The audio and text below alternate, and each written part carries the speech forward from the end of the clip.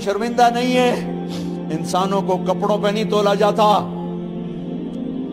آج کا میرا دیس کا مالدار اتنا فقیر ہو گیا ہے، اتنا چھوٹا ہو گیا ہے کہ وہ اپنا تعارف کروانے کے لیے 50 لاکھ کی گھڑی لیتا ہے، 6 لاکھ کا جوتا لیتا ہے۔ آج کی بیگم اتنی چھوٹی ہو گئی ہے کہ اپنے قد کو بڑا کرنے کے لیے وہ 10 لاکھ کا ہینڈ بیگ لیتی ہے کہ دیکھو میرا بیگ 10 لاکھ کا ہے۔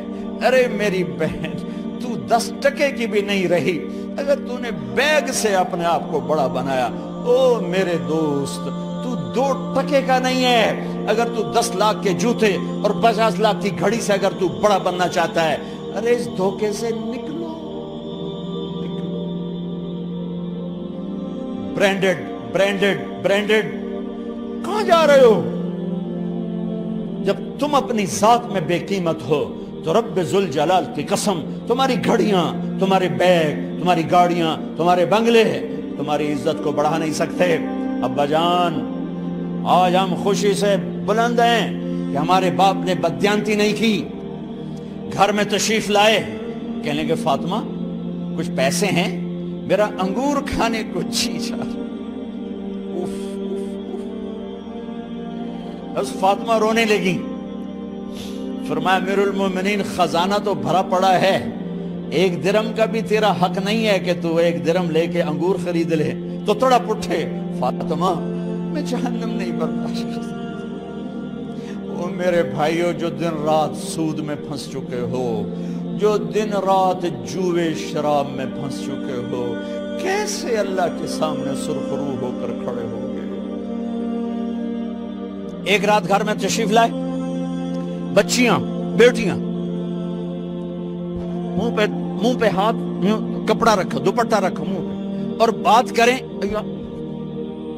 آپ نے پوچھا ارے کیا ہوا تمہیں، یہ منہ پہ کپڑا کیوں رکھتے ہو؟ تو خاموش ہو گئی، لیکن گھر کی خادمہ رو پڑی۔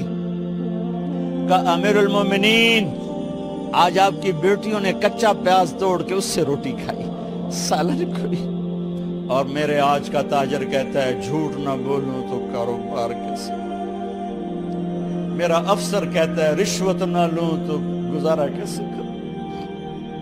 تو عمر بن عبدالعزیز پھس پہ ہچکیوں کے ساتھ روئے کہ میری بچیوں، میں تمہیں بڑے اچھے کھانے کھلا سکتا ہوں پر میں جہنم کی آگ برداشت نہیں کر سکتا۔ بھائیو، اس بندے نے اپنے آپ کو ذبح کر دی، اللہ کو راضی کرنے کے لیے ذبح کر دی، اپنے ذات کو، اپنے جذبات کو، اپنے احساسات کو۔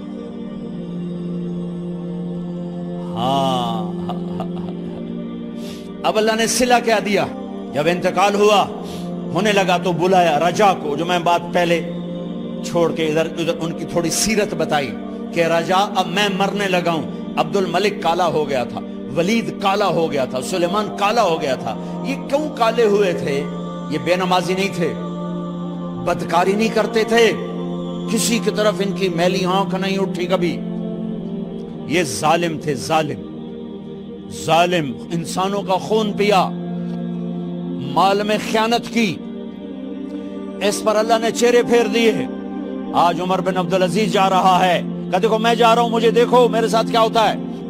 ان کا انتقال ہوا، ان کی میت قبر کے کنارے رکھی گئی، اور اب نیچے اتارنا ہے۔ سلیمان کی میت کو اتارنے لگے تو ہلنے لگا، اور عذاب قبر پہلے شروع ہو گیا۔ عمر کی میت کو جب قبر کے قریب کیا گیا، ایسے ہوا کا جھونکا آیا،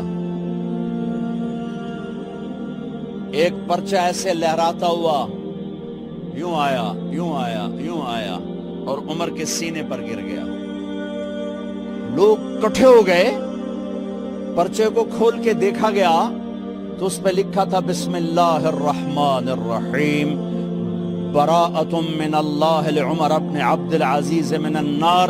یہ پروانہ ہے اللہ کی طرف سے اس کے بندے عمر کے لیے کہ اسے جہنم سے نجات کی خوشخبری سنا دی جائے۔ آہا، مرنا ہو تو یوں مرو، اللہ ایسی موت دے دے. کہتے ہیں پھر میں نے ان کو قبر میں اتارا. جب قبر میں اتارا تو کیا دیکھا؟ میں نے کفن کی گرہ کھولی تو چہرہ قبلے کی طرف، اور یوں لگا جیسے 14ویں رات کا چاند قبر میں اتر آیا ہو. اور آخری بات کرتا ہوں، میرے بھائیوں بہنوں، اپنے اللہ سے صلح کرو.